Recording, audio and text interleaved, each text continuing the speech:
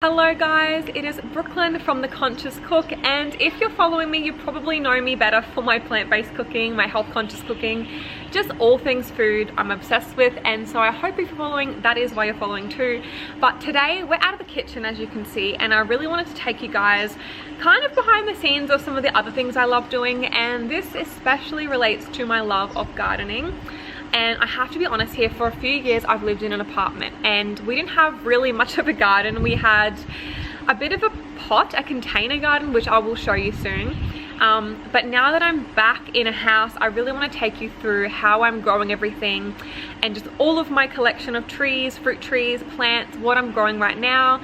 And I hope you guys love that. It's something a little bit different, but I really feel like it ties in so nicely to my cooking because a lot of the food in the garden I use every day, every week in my cooking. So it's something I wanted to share with you guys. Super quickly before we go through my little garden tour, what I'm growing and what I'm kind of doing next with my garden, as it is the end of winter here in Brisbane, is where I live. So obviously living in Brisbane, this is considered a subtropical region. So if you also live in a subtropical region, then this will apply probably to you. I really just hope that helps, because I know when I'm watching YouTube videos, I'm always like, but where does the person live?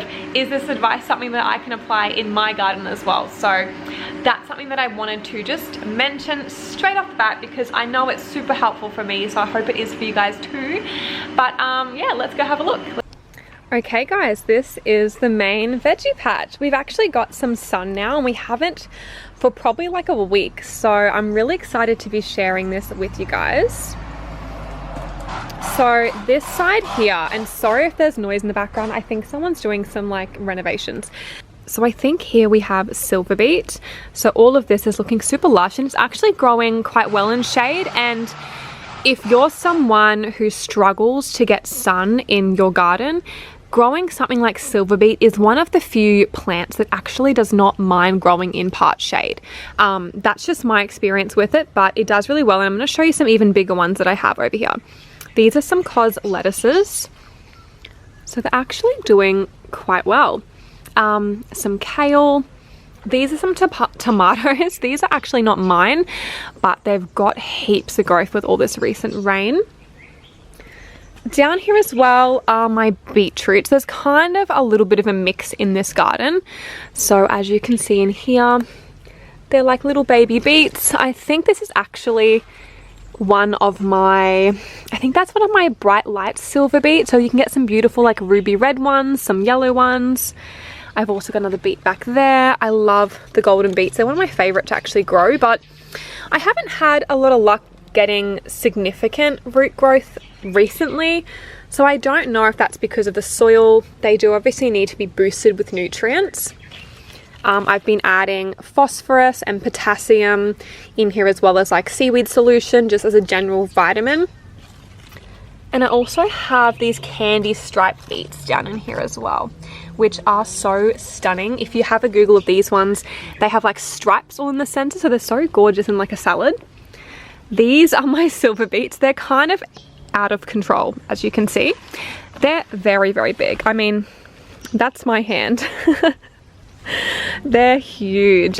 Most of these ones, I thought they were colored ones when I planted them, but they're actually just like the white one, and then this one I think is part of the Bright Lights collection. So I'm going to harvest these and make like a silver beet pie, something like that. But comment below what I should do with them, because I have way too many. So if you have any recipe ideas, please let me know. I would absolutely love to hear your ideas. Moving through here, oh, I don't know why I wore my brand new Pilates socks. They're white in the garden, but we are committed people. So I have planted a couple of marigolds around the garden in preparation for spring, where I find we get a lot more bugs and things when the humidity kicks in. I do actually have a lot of stuff going to seed. And I think I might have mentioned, but this is the end of the winter growing season. So this is like the end of my winter veggies. A lot of things are seeding really, really early. So I might actually take these out, or I'll let them go to seed and collect the seeds and save them for next winter. So I actually have some more. These are pak choys or bok choys. I had such a beautiful harvest of a lot of these midwinter, but a lot of these newer ones that I've actually planted have just gone straight to seed. And I don't know if that's just because it's getting warmer now, Yeah, it's really, really weird, but these ones are super easy to grow usually in winter, and I had a lot of success. I wish I could show you what I was growing, but they were just huge, and we were literally harvesting them every single week and having stir fries, and it was just incredible. Over here as well, I have some more beetroots. Now, I think, again, the reason why the roots may not be doing as well can be also because I don't have a lot of sun in this veggie patch over winter. However, they're still great to harvest for their beautiful leaves or even just as baby beets, like little ones. So they are amazing. And I just hope they grow a lot more, but I'll probably give them another feed next week as well. Look at the flowers. Oh my goodness. So something I've actually had a lot of success with are radishes. These aren't just any radishes though. I don't know if you can see how massive that radish actually is. This one as well in here. The leaves are a bit spiky, so I'm trying to be careful. But these are beauty heart radishes or watermelon radishes. There's a couple of names or types, I guess. And they, again, are really, really beautiful inside. They work so nice in a salad. They're more of a garnish as well because they're like pink inside. They're stunning. So I got to use some up in some cooking because I have like 3, 4 in the fridge, but these ones here have gone to seed. So you can just let these go to seed and then obviously use the seeds, let them self-seed, I guess. You can use them, I guess, for future as well. But I think I will actually harvest these soon after this video. I'll probably, actually, you know what? I'm going to take one out, you guys. Now, they're really massive. They actually do take up a lot of room. So I don't recommend growing these if you don't have a lot of space. I recommend growing some of the normal radish varieties, the standard ones or the Easter egg ones. They have some beautiful little colors. These are really large. The leaves spread quite a lot, as you can see. I have a bunch more smaller ones here. I think these ones are getting a little bit eaten. I don't mind though because I'm not eating the leaves, so I don't have a big issue with it. I'm just concerned about the root growth. But yes, as you can see, these are actually huge. The roots are super shallow though, so they don't need a lot of soil to grow in. They'll kind of grow in anything as long as it's loose enough to form its actual root, then you're pretty much fine and good to go. But these fit just perfectly, or the smaller radishes anyways, fit perfectly just in your garden bed where you have space. So you can definitely throw seeds down. They're super, super easy to germinate. So actually I'll take this whole, oh, I've harvested another one. So that's how massive the leaves are. I'm gonna throw that over there. And as you can see, they don't need a lot of soil. So again, you don't have to buy tons and tons of soil to actually plant these. It's just amazing. It's one of those crops that just easy to grow and you really can't go wrong with them. So I'd recommend them if you have some space for them. I want to show you guys as well. This pot, I thought these weren't going to germinate because I thought I had removed the soil. Turns out I was wrong. I do have some normal little radishes somewhere around here, but this is actually my bucket for my turmeric. So I've just planted some turmeric in there. I'll probably do another video, a separate one of how I'm growing, say, ginger. It's the same method as the turmeric, so it'll be the same, but yeah, I have radishes popping up. So I'm probably gonna have to put them somewhere in between my other veggies soon. Otherwise, I might have to discard those ones. Again, I have some more pak choy or bok choy. They usually get a lot thicker, but these are just shooting to seed, which is not ideal, but again, we'll still use these in a stir fry. They're still edible to us. And I almost actually stepped on these. So these are my bunching onions. I don't know if you can actually see that. They're really, really small at the moment, but these are basically your spring onions, your green onions. And these ones, they've been a little slower to grow, but I think they're starting to take off. With everything you see in the garden's pretty much grown from seeds. So yeah, they do take a little bit more time, especially with how cold the weather has been. So yeah. This, guys, is probably my best beetroot. It's actually quite big under here. I'm really trying to grow this as big as I can get it before I harvest it. But that's where the root kind of starts, just under here. But this one's super, super healthy. I haven't really had much or really any issues with the leaves and spotting. Sometimes when you overwater, they can get all sorts of spots on them. A couple of mine have a couple of spots, but again, I'm not really worried. They're pretty good. I actually planted some coriander here from the store. Fun fact, if you buy coriander and it still has like the roots attached, you can actually plant it in. And look, it hasn't done amazing, but coriander in a subtropical region never really does amazingly because it's very fast to bolt, and it doesn't like heat. So yeah, this is just a bit of an experiment. As you can see, a lot more silver beet. Something has started eating the leaves here. I don't know what, but yes. This is where the rest of them are. I have quite a lot. This is a basil bush. I've kind of been letting them go to seed. So I guess a good example, there's actually little seeds that are in here, and you can just pretty much rub them in your hands. And I don't know if you can see, there's a little black seed on my hand. It's probably not going to focus. That's okay. Anyways, that's actually the basil seed. So I'm just going to throw that onto the ground and that'll self-seed. Just like this one has here. That's a Thai basil one. There's a few popping up around the place as well. So if they're in the way, I might have to pull them out. But yeah, they'll just like self-seed and germinate really easily. And basil for us has actually lasted all through the winter, which I've never had that happen before. So that was cool. Now this, one of my favorite sections of the garden. Please ignore how non-aesthetic this actually is. But this is my snap peas and snow peas section. So I'll see if I can find you guys. Here's a little pea. They get a lot bigger. We've actually harvested most of them. So as you can see, this giant one that we have over here is starting to kind of die off. Now there's a few more here. I'm probably going to pull this bush out. Actually, well, I do love it for its leaves, and I will actually use this just on like smashed avo thrown on top as a garnish. However, it's a winter vegetable, and I'm probably going to rip this out because this is going to become my tomato section. I'm going to use our makeshift, I don't even know what this is, stake trellis system. Pretty much we used whatever we had, and in the past I've had a better setup, but because we were just like, oh, we'll just throw something up, we used some line, we used some wire, bits and bobs. Something I bought just yesterday actually is some new flowers, a beautiful variety of mint. This one is mint lime, so I feel like that's going to be beautiful in a little mocktail.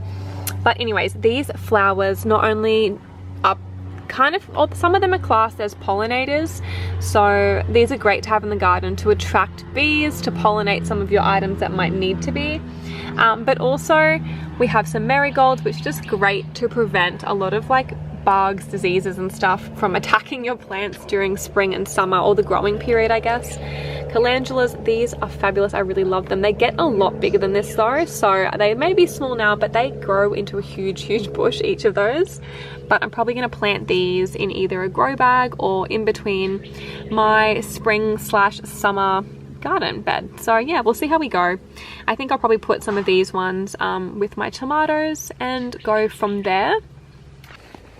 It's a little bit tricky getting through here, but this plant, this is actually a feijoa. I hope I'm saying that right. It's something that I had bought years ago, and I had it in a really small pot. I've only recently, maybe a week ago, planted it here. You can obviously see it gets a lot of shade. It does get a lot more sun in the morning. So I'm just going to see how that goes as a bit of an experiment. I've also got my worm farm. Now this is a worm farm I've had for a long time. I don't know how gross it's going to be in here. Yeah, not very nice. But they're doing their thing, so we'll leave them there. My banana trees, some papaya that my fiance's dad grew from seed for us. How crazy, look at that. So yeah, I'm keen to see what happens with these ones. Now my prized possession. This is my mulberry tree. This is actually a dwarf mulberry. They're obviously not ripe yet, but can you see just how many we actually have? There's so many. And that's just in a pot. These are perfect for a large pot like that. And if you're like, where do you get these pots from, Brooklyn? Well, these ones here are just from Bunnings. They're about $12 each, so they're really affordable. You can also put this matching saucer underneath it. I haven't really worried about it, to be honest, because it kind of sits around mulch and stuff as it is. But you can obviously do that, which will keep the moisture in, especially during really hot, humid summers here in the subtropics. But we've had really a lot of success with these, so they're an easy berry to grow, and they do super well in the subtropics, so I'd highly recommend picking one up. They're not that expensive either, I think under $20, so yeah, look at how crazy they go though. If you didn't pot this, it would probably be even bigger, but this is a great size just for a couple of people. And if you have a small space, even a balcony, a small backyard, a townhouse, this is honestly perfect, and you will absolutely get fruit from it. But yeah, I'll have to show you guys. I'll update you when I actually get the fruit nice and ripened to show you how much the harvest gets me. In the back here, we have a lot of herbs. These are just herbs I've thrown down. The parsley is doing really well. Even coriander, weirdly, is doing well. This is some Vietnamese mint, which is kind of like a little bit of a, it's not spicy, but it has a bit more of a kick to it. Obviously, it doesn't look like your usual mint. This is one of my favorite mints. It's actually chocolate mint. So when you smell it, it's like kind of biting into a choc peppermint biscuit, something like that, but it's beautiful in tea. So I love brewing this in some boiling water and mixing it in with like another mint or a mint peppermint tea bag, just to add a little bit of something different. But it is beautiful. If you can get your hands on it, Bunnings sells a lot of these. I know at the moment they have some, so I would definitely recommend it. This is one of the pots I'm growing some little seedlings. These are more silver beets. I have a lot more coloured silver beets in here this time around, which is super exciting. So once I harvest a lot of them, I might throw a few of these seeds in the garden coming into spring, which is, yeah, very exciting. And a little tip for you guys, paddle pop sticks. These are just so cheap, convenient, easy. Just grab like a text or a pen, write what you've grown, and I just find they're just the most cost-effective, easy solution to when you have seedlings. I know Bunnings does sell, in other hardware stores does sell proper ones, but I just find these so good, super easy to use. These are passion fruit seeds that I'm actually growing. I grew these from seeds. These are little seedlings that have popped up. I didn't know how they would do, but I'm going to do a whole nother video on growing passion fruit from seed, because I have a huge passion fruit bush which I will show you. Okay, this is my Indonesian lime. Now it's quite funny because it says it's a calamansi, but then I was told by a guy at my local nursery that is not a calamansi, that is an Indonesian lime, and people love these. It's kind of rarer to get your hands on, so I don't know what the mix-up was with this one, but it produces like little wrinkled orange kind of fruits on the outside. And yeah, I've just harvested a lot of these during winter, so I've got some more little flower buds on it. I've just given it a feed as well, coming into spring soon. This is what a calamansi or kumquat looks like. So in here, this is just in its original pot at the moment, but that's what that one should look like. This is just my lemon tree, one of my lemon trees. I think it might be the Maya lemon that I have in this pot. I don't know anymore, but I think that's correct. But they have the most beautiful little flowers. So nice. My avocado tree, I don't know what we're doing with this, to be honest with you. I feel like I'm almost giving up. I bought it and it had a really crazy bend on it, so I don't know how that's going to do when we actually transplant it into the ground, but it has a lot of growth, which is exciting, but I'm not too sure. Something I'm really excited for actually is my peach tree, but it's not just any peach tree. It's actually called the China Flat. I've just ripped that off. But they're the most beautiful sweet peaches, and they're actually suited to the subtropics. So if you're looking for a peach that you'd like to grow and you live in an area similar to mine, I would highly recommend the China Flat peach. I think there's another name like the donut peach. They're basically the same or similar. I'm gonna pop that down here. I've had a lot of buds come on, so I'm really hoping they don't fall off with too much rain.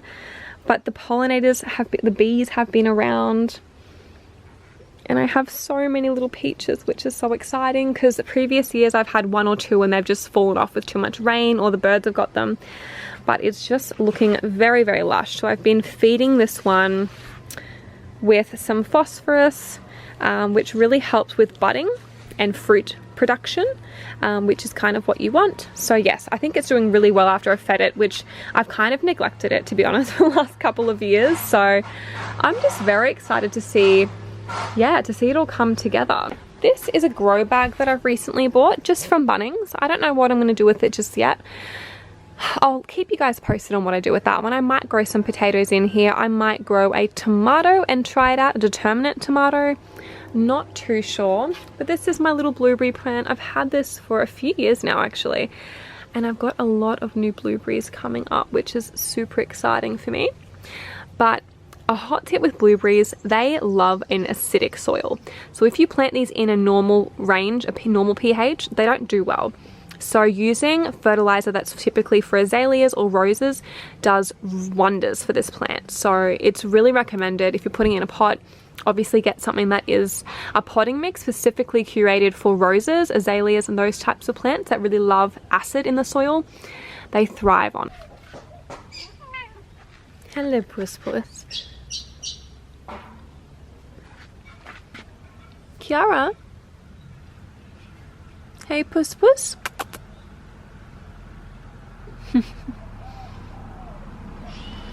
Hello. So this is my kaffir lime tree.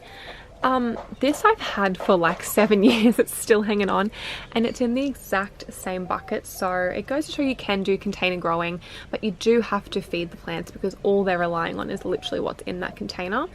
At the moment though, I do have a little bit of new growth, but I also have some yellowing on the leaves. So I have given it a feed. I'm gonna see if it improves. You can definitely still use the leaves in your cooking, but I've just noticed it's, yeah, got a little bit more yellowing, which I think is probably indicative of a little bit of a nutrient deficiency. This is my other very healthy avocado tree. I believe this is a reed avocado tree. Super lush. It was looking a little bit underwatered, so I've actually just re-added its tray down the bottom, and it's done really well since. Here comes little Kiara. Hello, puss. This is also a Brazilian fruit, I think. It's a tropical fruit. I don't know if I'm pronouncing it right, but I think it's abu or something like that. It is probably one of the best fruits you'll ever taste. So I'm so keen to get this to a bigger size. I've also grown another one from seed. This is one I've bought though. She loves getting in the garden. And what's on your little ears? So in here we have some cinnamon basil. So I'm starting my basil off now because we're in the subtropics.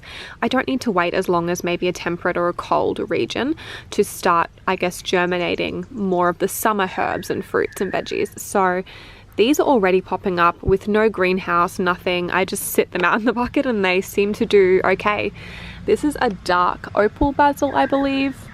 And then I've got some things in my little greenhouse here too, which I usually have been putting the cover on just to help warm up the temperature. This is a curry leaf tree, which is so perfect. If you're like a little home cook like me, you need one of these. They're such a good investment because you'll have it for so many years to come. I do need to put it in a new pot though, but the leaves, if you could smell through the camera, they're so bloody fragrant. I just love them. They're so delicious. This is like the base to so many dishes like dals and curries and things. Just amazing.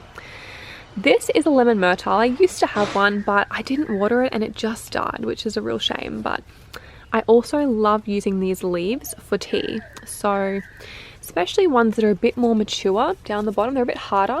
So I snap one of them off, I crush it a little bit and infuse it in boiling or hot water. And it's beautiful as a tea. Even just infusing in water, I really love to do that for something fresh. This here, I have to be careful because I might get jabbed with all of the little spikes on it. This is a native raspberry. The reason I've decided to buy one with thorns all over it is because in the tropical or subtropical regions, these do really well in. They look a little bit different to your average raspberry. I've yet to have any come up. I've only just recently bought it, but I'll update you guys as soon as I get some stuff. Okay, so the bush or the vine, the passion fruit vine, actually starts in here. It's a super thick, solid vine. It's actually a yellow passion fruit. So at the moment, because it's really cold, we don't have them ripening to its full yellow potential.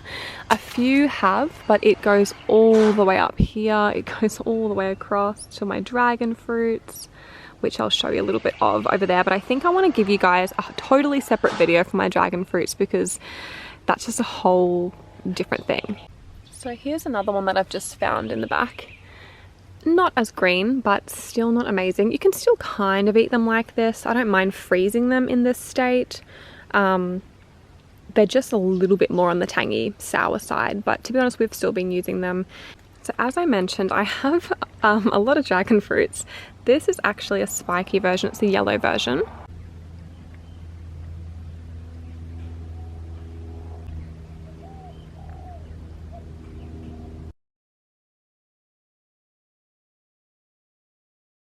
That concludes my August end of winter garden tour here in the subtropics. Let me know if you guys want to see more videos like this or if you want specific tips and tricks. In the meantime, if you liked this video, please give it a thumbs up, please subscribe, and I hope to see you guys here back for more. Thanks for watching. Bye.